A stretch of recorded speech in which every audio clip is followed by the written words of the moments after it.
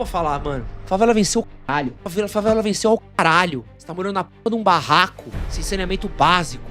Tendo que botar grade na tua janela, com medo que seu vizinho pode pegar a porra da tua janela e roubar tua TV.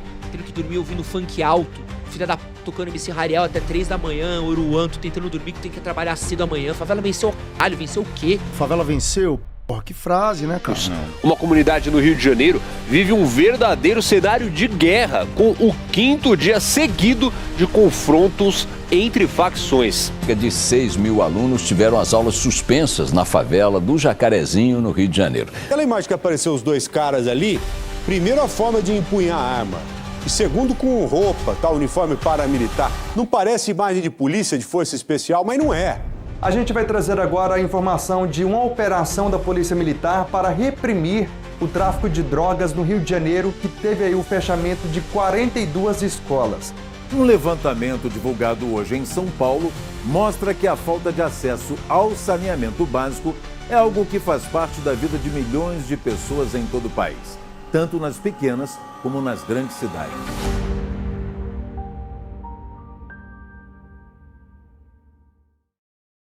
Por que algumas pessoas romantizam a favela? Por que MCs,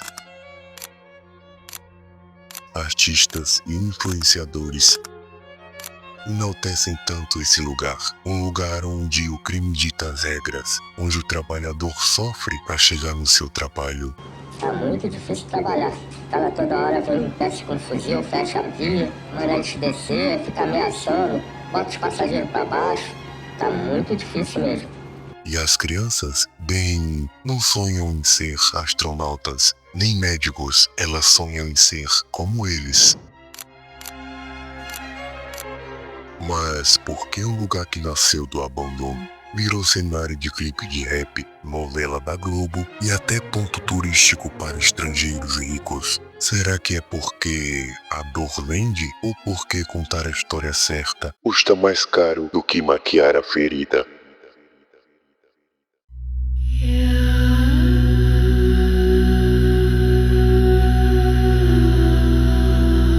Antes de eu responder todas essas perguntas, precisamos entender de onde vem essa palavra e por que usam esse termo para se referir a um morro. Neste exato momento, se livre de qualquer distração, fique comigo até o fim e vamos mergulhar juntos nessa história, porque quando você entender o final, tudo vai fazer sentido, eu prometo.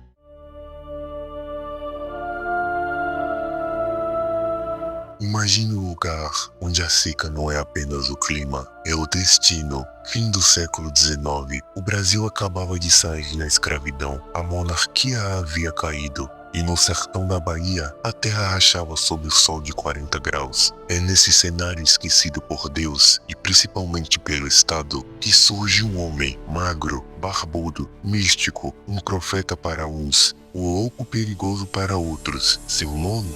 Antônio Conselheiro. Perdeu a esposa, a família, o rumo e encontrou a fé. Caminhava descalço por quilômetros de terra arrachada, com a Bíblia numa mão e a esperança na outra. Mas sua fé ia além do altar. Ele denunciava os impostos abusivos, o abandono dos pobres, o sofrimento dos ex-escravizados. Isso assustava, chamavam-no de fanático, mas para milhares, ele era o único que enxergava os invisíveis. Milhares o seguiram e assim nasceu Canudos.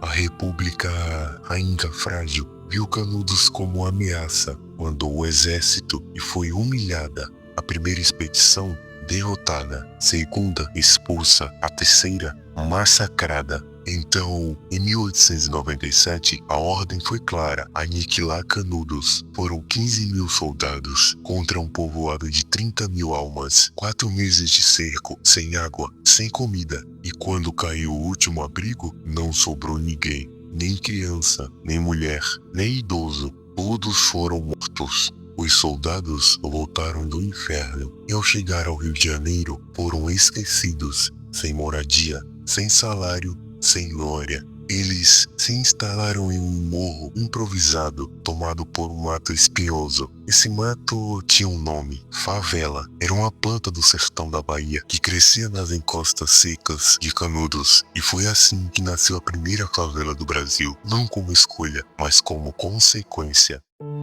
Take a walk in the night with me.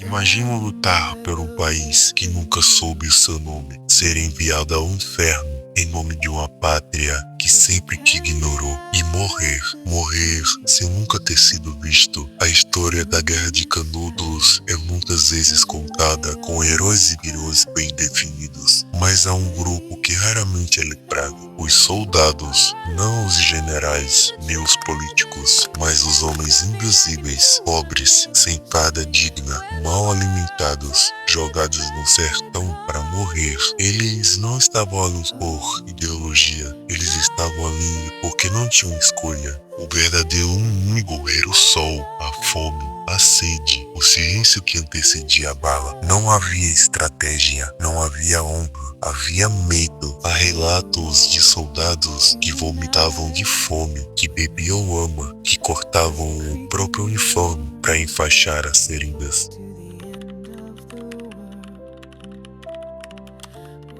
Enquanto os soldados sofriam, o povo de Canudos resistia. A história oficial preferiu dar atenção aos generais dos feitos da República, mas em soldados, aqueles que lutaram sem escolha por uma pátria que os ignoraram. Silêncio foi tudo que receberam. Eles morreram por um país que nunca os reconheceu. Lutaram sem saber o porquê. Foram usados, descartados e esquecidos. Mas a pergunta que fica é: quantos mais morreram assim, em nome de um país que não os enxerga? Quantos nomes estão faltando nos livros de história? E se ninguém lembrar deles, eles existiram de verdade? A palavra favela carrega em si o sangue dos esquecidos. O silêncio dos caros nunca foram ouvidos. Canudos não morreu, ele apenas mudou de CEP. Hoje, quem sobe o morro sobe sobre as raízes daquela planta, uma planta que resiste ao fogo, à seca e à guerra, porque o povo que constrói sua moradia onde ninguém quer subir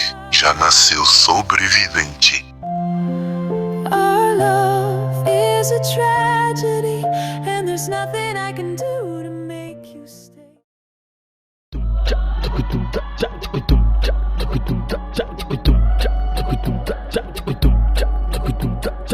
No meio dessa história toda, você deve estar se perguntando como a favela deixou de ser um símbolo de existência, cultura forte, como uma história memorável, e virou um cartão postal alternativo. Tudo começa com a imagem. A imagem tem poder, ela molda narrativas, desperta emoções e apaga contextos. Em alguns morros surgem os grafites, as cores vivas, as escadarinhas estilizadas, as intervenções artísticas. Era arte, sim, mas também era um prenúncio. A favela virou cenário, um plano de fundo rústico para ensaios fotográficos, um visual cru para comerciais de luxo. Tudo era contraste, tudo era clique, mas e o conteúdo? Você sabe que as redes sociais são movidas por estímulos visuais intensos, cores saturadas, emoções fortes, imagens inusitadas, e a favela oferece tudo isso, uma estética que o mundo quer consumir,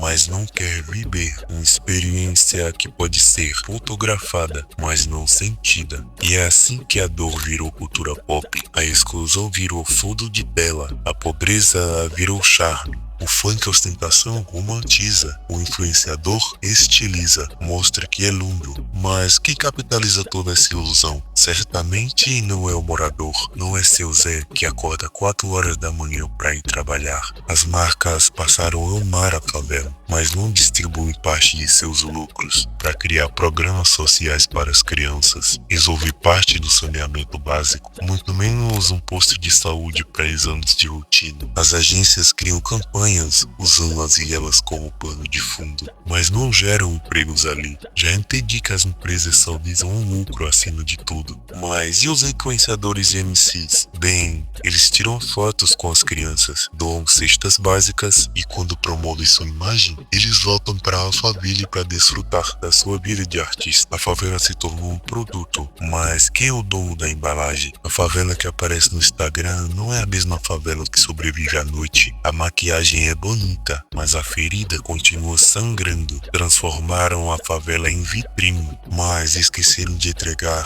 dignidade. A pergunta que ninguém quer fazer e que poucos têm coragem de responder é: a favela em algum momento pode vencer? Existe um caminho real, legítimo, possível para que a favela deixe de ser excluída, violentada, explorada e se torne potência de educação, de cultura e não de romantização dos novos heróis do Brasil. Isso realmente é possível ou estamos apenas dançando em cima de uma ferida aberta que o sistema maquiou e transformou em palco? Quando um garoto da favela vence, quando vira jogador, influencer, funkeiro, a televisão vibra, o público se emociona e até o idolatra, e o sistema respira aliviado porque ele sabe que um favelado vencendo sozinho não muda absolutamente nada. Pelo contrário, ele se torna exceção. A prova de que é possível sim, desde que você mereça. Mas e os milhões que continuam ali, invisíveis, abandonados, silenciados? A verdade que ninguém gosta de ouvir é que a favela não é um erro, ela é um projeto. Desde o início, ela foi desenhada para ficar de fora, fora da saúde, da segurança, fora da política, fora do direito à cidade e agora também fora da narrativa. O que o sistema não destrói com tiro, ele disfarça com filtro. A favela virou cenário, uma laje com vista virou experiência cultural e lucrativa, um beco com grafite virou conteúdo e a dor virou poesia. Desde que não atrapalhe a estética, estamos assistindo à romantização do abandono, mas não do jeito que o sistema quer.